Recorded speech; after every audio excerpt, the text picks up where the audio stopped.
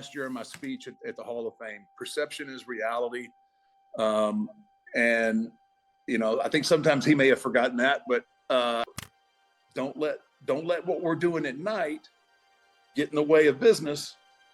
I mean, that was a What if the dead man who haunted every WWE ring for 35 years wasn't just a villain on the screen? He was the last reluctant pawn in a backstage game of power. In the heart of the wrestling world, where loyalty is often bought with lawsuits and broken promises, Mark William Calloway, better known as The Undertaker, has kept a partnership with Vince McMahon that seems almost mythical. But that myth may hide a darker truth, a series of shady moves that Vince pressed The Undertaker to make, moves that tested the very conscience of a champion. From the creative controversies of the Attitude Era to the legal and ethical battles McMahon faces today, the story is more than a tale of a friendship. It's a courtroom drama played out on a 100-foot stage. Stay tuned as we pull back the curtain on the hidden agreements, the unspoken sacrifices, and the shocking revelations that even The Undertaker himself has finally broken down to share. This isn't just wrestling lore. It's the untold backstage saga that redefines what it means to be loyal in the ring. In the world of professional wrestling, where spectacle often eclipses substance, one partnership has endured for more than 3 decades, weathering controversies, cultural shifts, and the relentless churn of talent. The bond between Mark William Calloway, known to millions as The Undertaker, and Vincent Kennedy McMahon, the towering figure of the industry, is a rare example of unwavering loyalty that has withstood the test of time, politics, and public scrutiny. The story begins in a place where even a towering presence can be dismissed. In 1990, Calloway was a journeyman in World Championship Wrestling, a moniker still unpolished, still a raw talent in search of an audience. When he walked into the World Wrestling Federation, he did not step into a throne room. He stepped into a room where, according to insiders, McMahon was unimpressed. An initial meeting was canceled because Calloway performed a match against Lex Luger with a dislocated hip, an injury that had left him barely able to stand. McMahon's footage was reviewed and dismissed with a single thought: just another tall basketball player with nothing special. It was a prejudice that would have killed many others, but for Calloway, it became a challenge he would rise above. The character that would change everything was conceived by McMahon himself, a Western mortician, a figure of darkness, a silent force that could stand in the shadows of a heroic titan. The Undertaker was not born from the wrestler's own persona, but from the mind of a promoter. The contract that sealed Calloway's future was not simply a financial arrangement, but a pledge. He would become the vessel for an idea. When he debuted at Survivor Series 1990, the quiet, stoic presence he brought on the screen made the vision feel real. From that day, the power dynamic was clear. McMahon the creator, Calloway the conduit. The next chapter unfolded as the wrestling world entered the Monday Night Wars. WCW, backed by Ted Turner, had begun luring talent with guarantees, threatening the very survival of the WWF. In this turbulent period, Calloway's loyalty took on a life of its own. When Kevin Nash, Scott Hall, and Bret Hart left for WCW, the company teetered on the brink. Calloway turned down offers, citing a debt of gratitude to the man who had given him a chance when everyone else had overlooked him. In backstage corridors, he became the anchor, the quiet guardian of order amid the chaos of egos. He led the Bone Street Crew, a faction that countered the backstage influence of the Clique and maintained a locker room that did not buckle under pressure. His commitment became the company's lifeline. Had he defected, the narrative might have fractured into irreparable segments. The story's most complex episode came during the Attitude Era, when the creative team pushed the boundaries of reality and fiction. In early 1999, The Undertaker evolved into a cult leader, commanding the Ministry of Darkness. His crusade against McMahon seemed personal. The burning of a teddy bear, the stalking of a wife, and, the most controversial of all, the kidnapping of McMahon's daughter Stephanie for a black wedding. The audience was captivated by the notion of a higher power, a mysterious force beyond the man themselves that was believed to be manipulating the storyline from the shadows. The twist arrived on the June 7th episode of Raw is War. The hood was pulled and a voice declared, "It was me all along, Austin." A revelation that turned the very foundation of the narrative upside down, recentering the saga around McMahon's own hand. For Calloway, this was not merely a storyline, but a test of trust. The Undertaker's identity was built on mystery, on an unyielding aura of darkness that had sold millions of tickets and turned millions of viewers into faithful fans. To subserviently submit to a plot that stripped him of that essence, even if for the company's revenue, was an act of sacrifice that few could comprehend. He agreed, knowing that the show's biggest draw, the clash between Steve Austin and Vince McMahon, needed the entire creative machinery working in unison. The Undertaker's mystique was temporarily eclipsed, but the relationship that had defined him remained intact. As the years unfolded, the partnership remained a silent but powerful engine behind the scenes. Even when allegations and legal challenges surfaced in the later years, the core of their connection did not crumble. It only deepened into a complex intertwining of loyalty, fear, and respect. The Undertaker's presence, like a shadow that never leaves the light, continued to anchor the company, while McMahon's vision found its voice in the echo of a man who chose to stay. In the annals of wrestling history, few stories are as compelling as the one where a performer's loyalty outlasts a company's fortunes. The Undertaker's journey from a dismissed journeyman to the embodiment of an icon, and McMahon's transformation from promoter to creator, tells a tale that transcends the ring. It is a narrative about power, about the cost of ambition, and about the enduring strength of a bond forged not by contract alone, but by a shared vision that refused to die. The night of WrestleMania 30X felt like a turning point, not just for the company, but for the myth itself. For 21 consecutive weeks, The Undertaker had stood undefeated. The streak, a living legend and a more valuable commodity than any championship belt. Vince McMahon, always a king of narrative control, decided it was time to break that perfect run. He chose Brock Lesnar, a man whose own meteoric rise made him a perfect vehicle for the shock. Mark Calloway, though, was not as eager. He voiced a preference for Roman Reigns, a more palatable sacrifice, but McMahon was uncompromising. The phrase that would echo through backstage corridors was simple: "It's your show, it's your call." The Undertaker's compliance, even in relinquishing the most iconic part of his legacy, underscored the absolute hierarchy that had kept the partnership intact. The match itself was a theatrical collision of fate and reality. As The Undertaker took the ring, the audience knew something was off.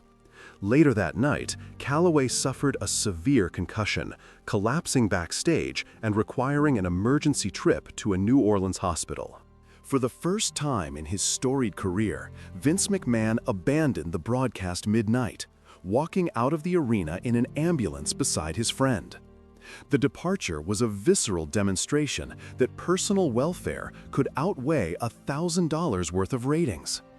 Calloway himself could not remember the bout or its aftermath, a fact that added an eerie layer to the already fragile dynamic. Yet, the emotional bond that had been forged over decades strengthened that night. After his father's passing, Vince had become a surrogate parent. a revelation that only deepened the sense of obligation and devotion. The years that followed, chronicled in the documentary Undertaker: The Last Ride, revealed a pattern of pain and redemption. Whenever injuries or age forced Calaway into a slump, McMahon's solution was to book him for one more high-stakes match, a last-ditch attempt at glory. Critics branded this tough love, accusing McMahon of exploiting a dying star. Calaway countered, insisting that the mentor's harsh hand kept him from self-destruction. He recalled a recurring scene: a broken Undertaker, the lights dimming, the camera tightening on his weary shoulders, and McMahon's voice, stern but protective, echoing through the control room. The cycle repeated after WrestleMania, Calaway's own confession that the doctor's orders were often blunt. The most telling instance was the denial of the Sting Dream match. McMahon's decision to sideline that one of the industry's biggest stories spoke to a calculated restraint, the same restraint that had kept The Undertaker compliant for years. In the middle of all this corporate choreography, a raw human moment broke through: the viral crying Vince meme. During a backstage interview, Vince, eyes wet and voice breaking, admitted his exhaustion and fear. The footage captured the man behind the mogul, a stark contrast to the slick corporate shark persona fans had idolized. The clip exploded across social media, giving fans a glimpse of vulnerability in the man who had long been an untouchable figure. The emotional shift also redefined the partnership in the public eye, cementing McMahon's role as a paternal figure rather than a tyrannical boss. Fans began to see The Undertaker's loyalty not merely as professional duty, but as a personal, almost religious devotion. In 2022, when Vince finally inducted Mark Calaway into the WWE Hall of Fame, the ceremony itself was a study in contrast. McMahon's speech was a rare act of tenderness. He spoke of legacy, pain, and the power of storytelling. The moment that resonated most was the long embrace between them, The Undertaker's massive frame pressed against the man who had guided him through the darkest days. In a whispered, almost inaudible murmur, Calaway admitted, "I'm your child." The embrace itself became a physical testament to the years of shared triumphs and trials. When The Undertaker accepted his own induction, he described his life's pillars: the company, the fans, and, inevitably, McMahon. He emphasized that affection had been tempered by kicks, the harsh lessons that kept him sharp. However, as retirement settled in, the partnership faced new tests. In 2024, Janelle Grant filed a lawsuit alleging trafficking, prompting McMahon's resignation and WWE's swift distancing. Mark Calaway, a man known for unwavering loyalty, remained silent. Later that year, he offered a public defense, using the phrase "glass houses" to argue that judging a friend's sins is an unfair comparison. The backlash was intense, many accusing him of trivializing serious allegations. Yet, this defense fit the 30-year precedent: loyalty over morality. Concurrently, the 6 Feet Under podcast, an independent platform Calaway had built, was reportedly taken over by WWE, with co-host Matt replaced by his wife Michelle McCool. The corporate capture of the show only complicated Calaway's voice, blurring the line between personal conviction and corporate expectation. Amidst the courtroom drama and public skepticism, a bold public appearance cemented Mark's commitment. In February 2025, at Super Bowl LIX in New Orleans, Calaway walked onto the field alongside Vince McMahon. The crowd was a mixture of cheers and jeers, the former acknowledging the longtime friendship, the latter criticizing McMahon's tarnished reputation. McMahon looked fragile, his once indomitable presence reduced to a frail silhouette, but Calaway's steadfast presence beside him was a powerful endorsement. This act served as a human shield, a silent protest that the partnership's foundation had survived even the harshest public scrutiny. The Undertaker's walk beside his father figure in the most watched sporting event in the world was, in essence, a final confession of an unbroken bond, a testament that the shadowy deals, the tough loves, and the broken streaks had all been part of a larger, unyielding tapestry that The Undertaker would never abandon. The field lights still flickered in the twilight of the Super Bowl crowd, and for a fleeting moment, the roar that echoed across New Orleans felt like a lullaby. The Undertaker, shoulders squared against Vince McMahon's weary frame, had walked a path that began in a world of mid-card disappointment and ended on the most watched stage in sports. Yet the quiet that followed the final touchdown was not a celebration of triumph, but a pause for reckoning. For Mark Calaway, the story had not started in a bright marquee. The year 1990 was a time of shifting fortunes in wrestling. Hulk Hogan's golden era had begun to wane, the steroid scandal loomed, and Vince McMahon, a visionary with an iron grip on the business, was hunting for new giants. Mark, then known as Mean Mark Callis, was a solid worker in WCW, but found himself pigeonholed into a mid-card ceiling. When his manager, Paul Heyman, urged him to audition for the WWF, Calaway faced rejection from Ole Anderson, who bluntly told him that no one is ever going to pay money to watch you wrestle. That sting did not silence him. It fueled a hunger that would eventually lead to a partnership that would outlast any single storyline. McMahon, however, did not hand him a contract on a silver platter. He was particular about physique, favoring bodybuilders, and Mark's lanky frame with his striking red hair did not fit the aesthetic. The first meeting was canceled. It was only after Calaway proved himself on the road that he earned a seat at McMahon's table. The Undertaker's creation was a masterclass in coaching. Vince micromanaged the early days, dictating the slow, deliberate walk, the low, resonant voice, the almost empty expression that would become the dead man's signature. Mark became a student, Vince a director. The result was a character that masked his athleticism while cementing a brand that would become a cornerstone of the company. This transaction, born out of a simple desire for stability, evolved into a familial bond. The company gave him wealth, fame, and purpose. In return, Mark provided unwavering loyalty, backstage stability, and the ultimate creative canvas. He was the judge of the backstage court, the enforcer of the Bone Street Crew's code. Through the 1990s, as Monday Night Wars erupted and Kevin Nash and Scott Hall walked away for money, Mark stayed. The promise of stability over quick cash and the realization that WCW could not book him as a monster kept him anchored. He saw the bigger picture, a creature built to survive, a monster that could be monetized. In 1999, when Vince introduced the higher power storyline, Mark found himself pulled into a narrative that tested his allegiance. The Undertaker became a puppet, crucifying Austin and others, performing blood rituals, all under the guise of an unseen deity. He had to walk this line, even as it felt morally ambiguous. For a wrestler who had already endured backstage bruises and broken promises, the higher power was another layer of manipulation. The storyline forced him to embody a menace that, while lucrative, exposed him to a violence that extended beyond the ring. The memory of the match where he delivered a chilling final blow to the higher power remained a ghost in his mind. A ghost that would later haunt his conscience when the streak's end would arrive. The streak was The Undertaker's most prized possession. In the early 2000s, it became a commodity. Every WrestleMania, every pay-per-view, the company counted on the streak to bring in viewers. When the 2006 match against Triple H ended the streak, Mark's reaction was shock.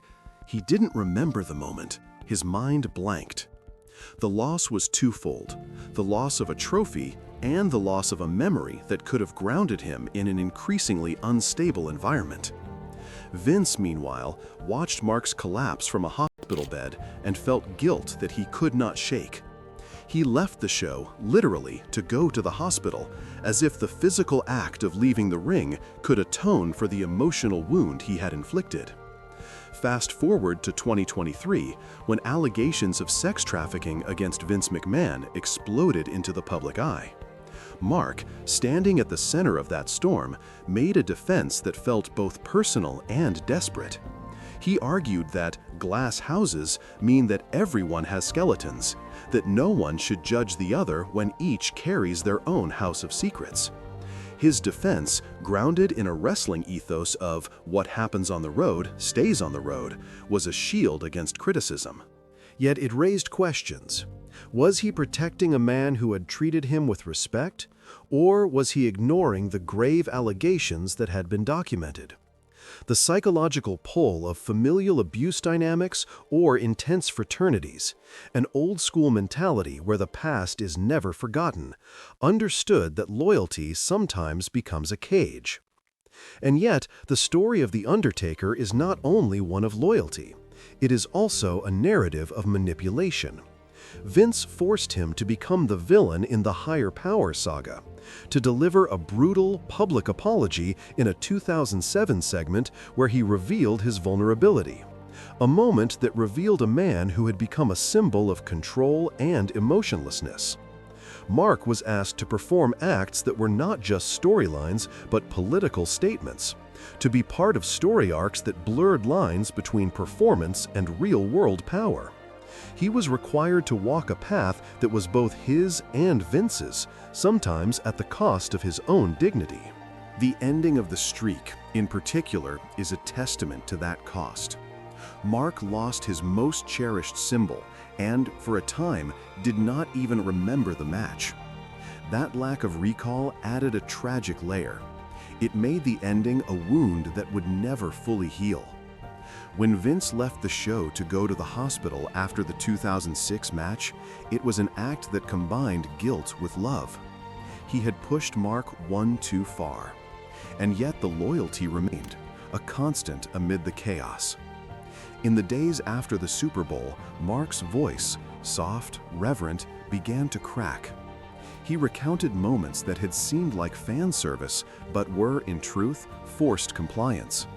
He spoke of being told to accept the higher power, to deliver a heel turn that made fans question his moral compass. He explained how the storyline forced him to play a role that was morally ambiguous, an actor delivering a performance that was not just about storytelling, but about exploiting fans' emotional investment. He described the backstage pressure to keep the Bone Street Crew's code, the expectations to endure physical punishments during live shows, and the requirement to never reveal the true extent of the violence that occurred backstage. He was expected to walk into the ring and, at times, to endure a violence that mirrored the real-world brutality of a business built on spectacle. Yet Mark could not simply condemn the company. He had been there for decades, survived the highs of the 1990s, the lows of the early 2000s, and the legal crises that followed. He defended Vince, citing the glass houses philosophy. For him, it was a belief that no one truly understood the complex dynamics that shaped a wrestling family. He could not reconcile the allegations with the respect he had earned from Vince over 35 years. In his eyes, the story was not just a series of storylines, but a narrative of a man who chose to remain loyal no matter how deeply he was pulled into darkness. The Undertaker, once a mid-card disappointment, became the face of a brand that would define a generation. He walked across a Super Bowl field beside a weary, crying McMahon, not as a victor, but as a relic of an era where loyalty was currency and the cost of a contract could reach into moral ambiguity. His silence in the final moments of the game was a testament to the truth that lies beneath the mask, a truth about the shady things Vince forced him to do, and about the price of remaining loyal to a man who could never let go.